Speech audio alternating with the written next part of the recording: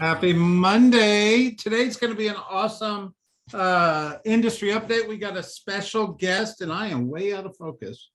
There you go. You go. Toya, you want to introduce our special guest? You want to wait a minute and introduce him? We can jump in. He is on camera, Mr. Christopher Pike. He is joining us today. I'm so excited because Christopher actually is the former economic developer for South Fulton, and he has just joined our market center and our commercial division. So we are ecstatic to have him. He brings a wealth of knowledge, and I know that he'll give you more details on that. But however you want to proceed, if you want to go over numbers first, let me jump into some numbers. But Christopher, thanks for joining us. We'll be with you in just a second. All right. I can't share my screen, whoever's in charge. All right, hopefully. There we go. I got it. You got it. Okay. So Toya, Fulton County, we got a little uptick in active inventory over the last 7 days, which I'm really excited about. I think we're going to see a little zigzag effect over the next couple of weeks with inventory. The closings went down slightly, and of course our active under contracts have just they tend to just hover. I think the agents sell the same number of houses every week, no matter if it's a hot week or a slow week. It just keeps on going. But it's always a good day to see that active inventory start to tick back up. We're at 578 actives in Fulton County, a little bit down from 2 weeks ago at 620, but you can see we were running around 500 before that. So I like the uptick in active inventory. DeKalb County is up to 313, a little bit down from 2 weeks ago, but still, like I said, on an uptick in active inventory, which at this point in time, anything positive moving in an inventory direction going into the spring market, that's good news all around in terms of inventory in the real estate industry. Cobb County, 324. So it actually is kind of trending down in active inventory in Cobb County right now. But like I said, Toya, we're going to see a zigzag effect over the next couple of weeks, I believe, in terms of inventory of active properties. Gwinnett County is the other fourth big one. They're way up at 428 active properties. See a huge uptick in active inventory in Gwinnett County. So not that you have to go to Gwinnett to sell some real estate, but there's certainly more to sell there right now than the others. But at the end of the day, I remind people, if you go to therealestatestats.com, you can get these slides, and we track it by county. So feel free to go find your hyper local. I was talking to a gentleman the other day about Stockbridge, and I was showing him, I don't always go over Henry County every week, but we track Henry County every week. So in Henry County, it went down this week. So it just kind of depends on where you're selling real estate. And Rick taught me and taught all of us early on, real estate's a hyper local game, right, Rick? 100%. Yeah. So anyway, there's those numbers. And I wanted to go over a couple other things real quick. And then Toya, I'm going to hand it off to you. Awesome. The 10-year treasury, if you look over the last 30 days, you see that big spike there at the end. The Fed raised the rate last week, 1/4 point, and we're anticipating them to continue to raise that rate over the next 12 months. And this is the closest stat we can track that translates to mortgage interest rates. So if you're seeing this number go up, you can anticipate mortgage interest rates to go up.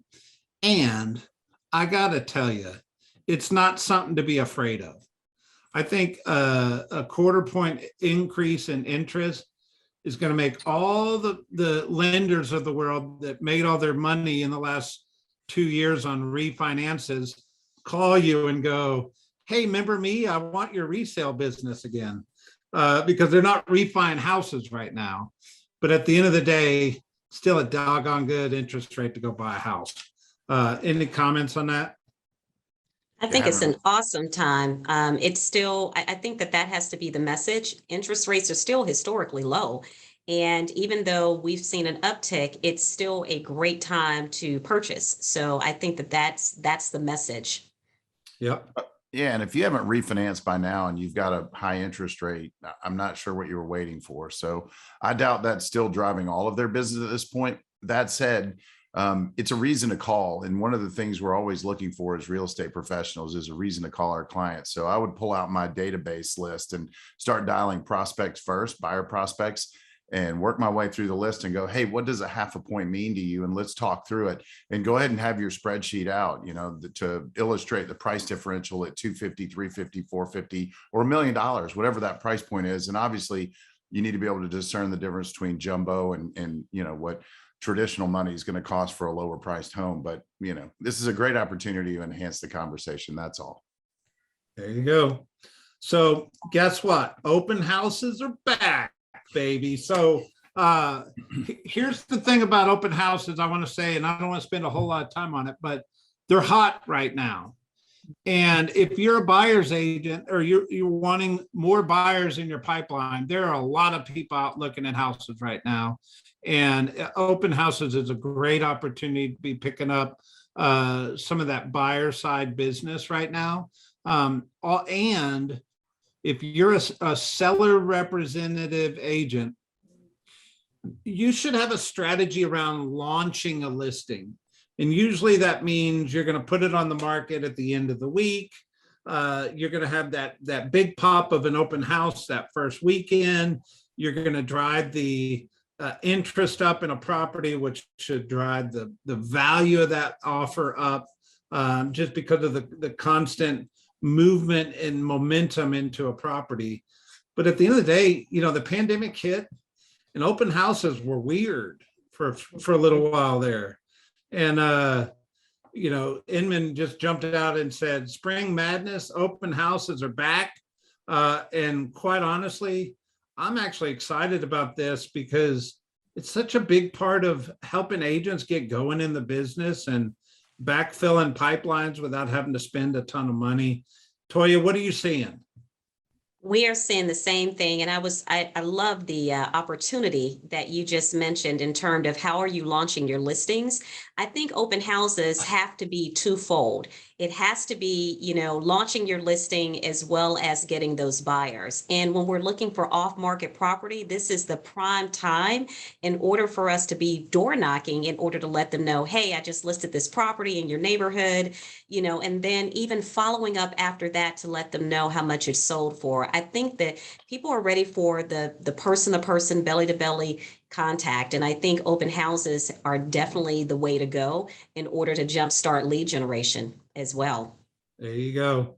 And the last thing I wanted to touch before we get to the special guest is there's an article in the Atlanta Business Chronicle titled Atlanta's Hottest Zip Codes, where home values have skyrocketed since the pandemic. And then they list them here. There's a couple of special ones. And then they list them here. And it certainly has a tab for percentage change and a tab for dollar value. I'll put the link in the chat, and y'all can add it to the live stream later. But I think, yeah.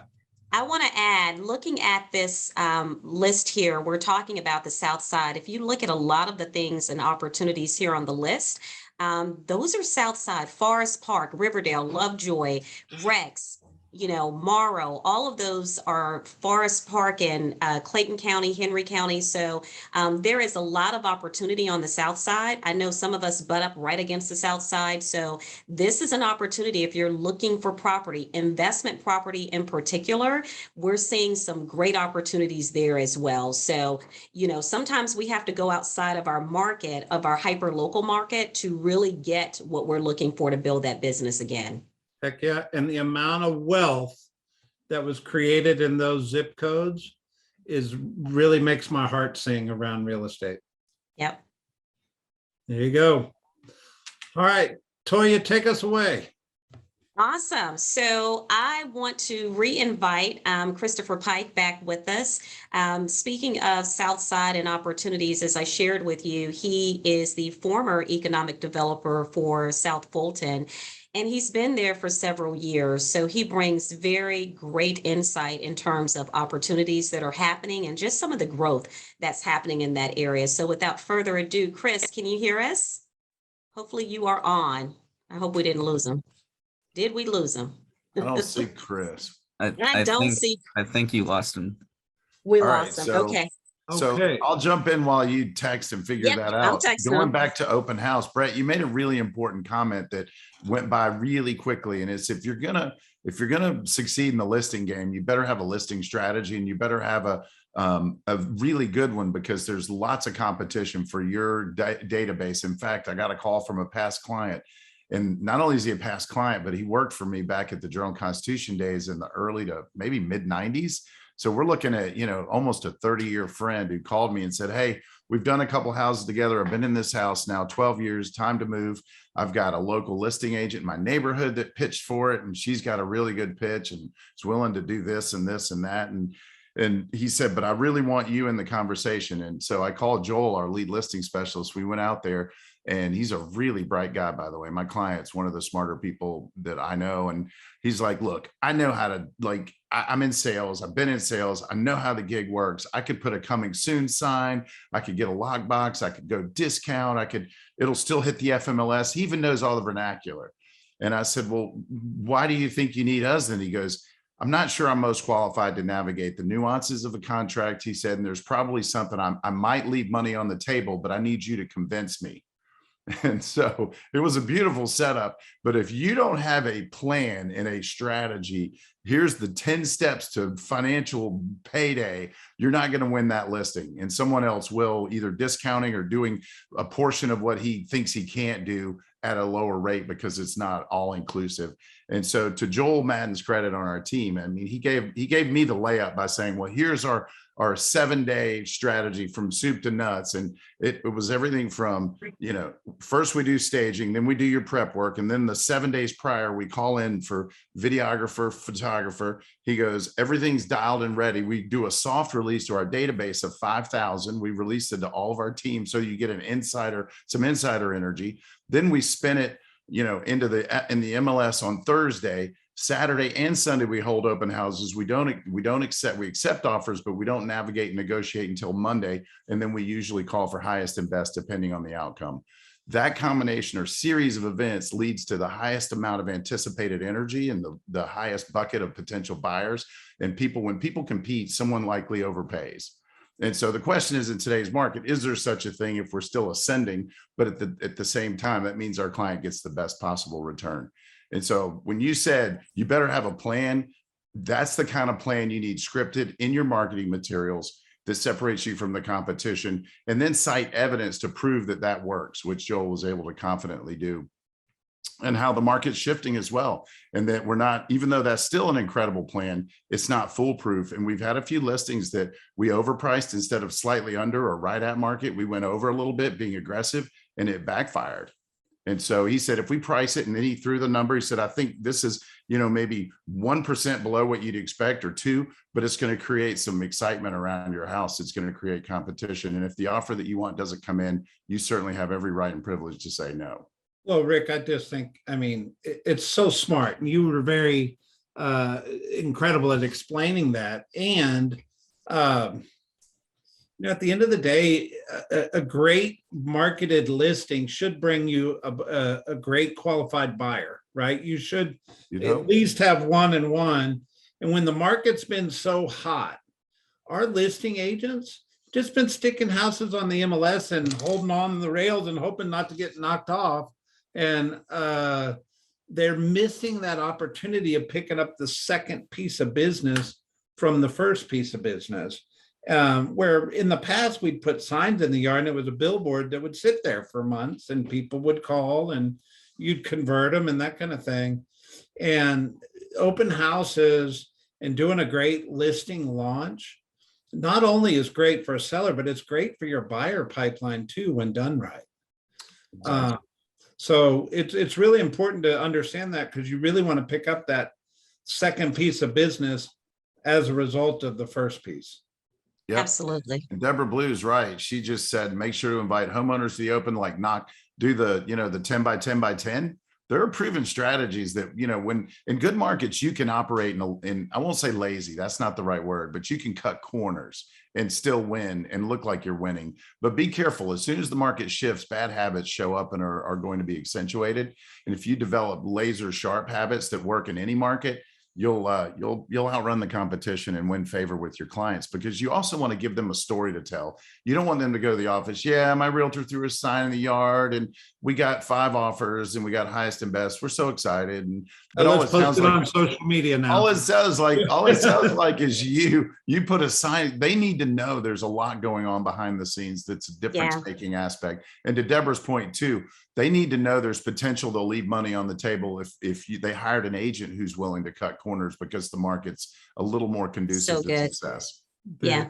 The other thing that I would add to that is, when we're talking about value, we have disruptors in this market. And if we're not consistently showing value in what we bring, I even tell my agents, it doesn't matter that the house would have under contract in 24 hours, still do the open house, because that's lead generating opportunity for you, but as well as what happens if that contract falls out. That's an opportunity, and that's still bringing value to that seller. So this is a value price skill set market, and we just have to show various ways that we're going to consistently bring value every single time. Yep. And by the way, holding that open house and generating more leads for a backup offer, that'll create more pressure on the first position purchaser not to get super aggressive when it comes to inspection related items or anything that gets squirrely, because fear of loss is an incredible motivator, far greater than opportunity for most humans. There you go. Yep. So Toya, what do you think he was going to say? It looks like we lost him. We did. He just texted. He said he keeps getting dropped from the meeting. So he may be in an area that's, not conducive for cell phone range. Honestly, just that there's so much growth and development. We've talked a lot about Aerotropolis, and what I think that Chris brings really good in terms of what's happening further in South Fulton is not just what's happening by the airport and not just what's happening in College Park, but South Fulton as a whole. And so there's a lot of opportunity right now for commercial. If we have people that are looking for commercial, or you have database people that you have that are looking for businesses, a great opportunity for that. There's a lot going on towards Camp Creek going into the Douglasville market. So there's a lot of growth potential there from a commercial and residential part. So I really wanted him to talk more specifics in terms of, just what those pockets are. But I will say, even looking at the numbers that you shared before, when you think about opportunities and growth and development, look at the land. I think Gary Keller said it best, dirt. It is look for the dirt. And so there's a lot of opportunity for development. So new construction, commercial, all of that is available. And the South Side market is really picking up in terms of just that rebound effect, where they fell flat when the market crashed. They're still rebounding. So those are all good signs and indications that we're still thriving in this market. There you go. Well, are there any questions today? Yeah, I'd like to hear from some of the participants on the call. Deborah's got her hand raised. You're not shy, Deborah. Come on, Deborah, just speak it up. I want to address to all three of you. I'm noticing two things. All of us receive emails from our colleagues, new listing, just listed. I'm starting to get emails that say reduced, price adjustment, better price. And that tells us that's the beginning of the shift was starting, but now it's materializing. That's the first question. And then with my broker hat on, I'm getting a lot more calls about, we got highest and best and multiple offers, but the house didn't appraise. So could someone speak on that and share with the agents on the call? We need to start to market better with market prices. Yeah. Yeah, I would say, Deborah, you hit the nail right on the head. I think that in any market, we actually have to bring our sellers back to reality. I think they've rode the wave for this last 2-year time span that they've seen, 20% increase, 18% increase year over year. And I think the reality of the market is the market is kind of smoothing out in terms of just pricing. Not to say inventory is still low, and yes, Mr. Seller or Mrs. Seller, we can still get it sold. But I do think our agents have to go with what the market is demanding and not what our sellers are demanding. That's going to stop the price reduction. So the market is shifting a little bit. It's getting a little softer in terms of that.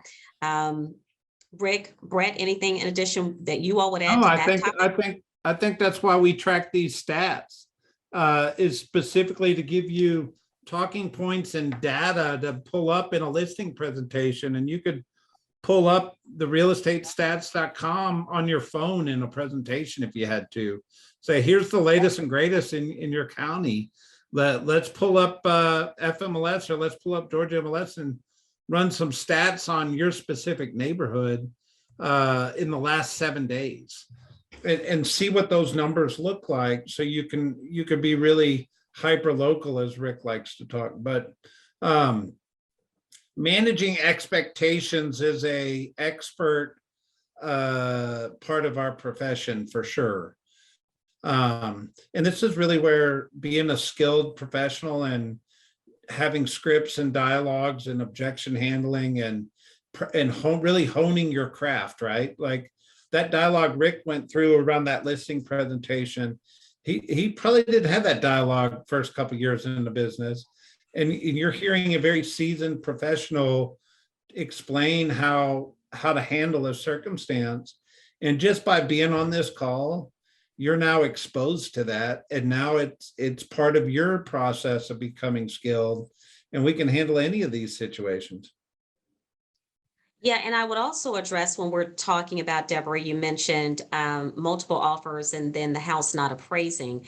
At some point, we really do have to consider if we price it right the first time. I know people are paying option money and they're doing all types of things. They're paying, $50 over, 50,000 over appraisal price. But if it's not appraising, that lets me know that as a real estate professional, we might not have done our due diligence in making sure, setting those proper expectations and really setting the price where it is. I think that our real estate professionals are savvy enough at this point that they'll pay over the appraised price. But I think we have to follow the stats. That is something that we're typically not into, reading the market. So I love that we have this industry update just to make it easy for our real estate professionals to be able to have that conversation. Chris just popped on. I don't know if he can hear us. Oh, Chris, can you hear us? I can. Woo! All right, you got 5 minutes, 6 minutes. Tell us what's going on at South Fulton. My apologies. Oh, he gone again. We did get the apology. Yeah. I love Zoom. By the way, anybody freeze and their face is like contorted, that is a beautiful freeze, Chris. Yeah, that's perfect. That's perfect. All right, Absolutely. Terry, what's your question? So my question is for Deborah. In the price reductions that you're seeing, could you give us an idea of the price range and area that you're seeing those in? Yes, it's the typical price range that is affected first when we start to have a little bit of balancing, and that's the luxury market. Not so much our average price points in the threes, but I'm seeing a lot of $1 million homes, 700,000, that luxury type market. That's where I'm seeing emails that are being sent to me with price reductions. Thank you. Yeah, okay. And I just wanted to offer something, if there's anybody out there who's been having the Hunger Games experience in the working with buyers. I had a couple of buyers that definitely, as Bonnie Raitt says, sometimes you're the windshield, sometimes you're the bug, where a few months ago, definitely I was the bug. And I'd like to think that skill is helping me at least be somewhere between the bug and the windshield now in the buyer market. And something happened with my two most recent closings. One is writing a backup offers. I encourage all buyer agents, when you're in that bidding war and you're not chosen, write a backup, because you'd be surprised the seller agents who are accepting contracts with due diligence. It's crazy. And then, the buyer cancels, or, the buyer now has leverage now that all the other buyers are gone away. And the second thing is, to my amazement, the homes did appraise. If you have a strong listing agent who can show that, the sales are there, or that there are pendings, and, will actually meet the appraiser and do the work. And the third thing is, I was amazed that I was able to negotiate repairs, closing costs, all kinds of things, as if it were a balanced market after we were under contract. So I was shocked. I thought they would say, ha, we have other people interested, hit the road. They didn't. There you go. So that was some happy surprises. Well, and to your point, there are people that are writing offers sight unseen because they're tired of missing out, and they're just telling their agent, do whatever it takes, and then deciding if they want the house after they've locked it down. And one other thing, I assume that all agents know at least what we know. Not true. And Thank you, Terry. Definitely. Oh, that will never be true, for the record. No. One thing is, I've been in the business a long time to realize this: let the moron factor work in your favor. Yeah.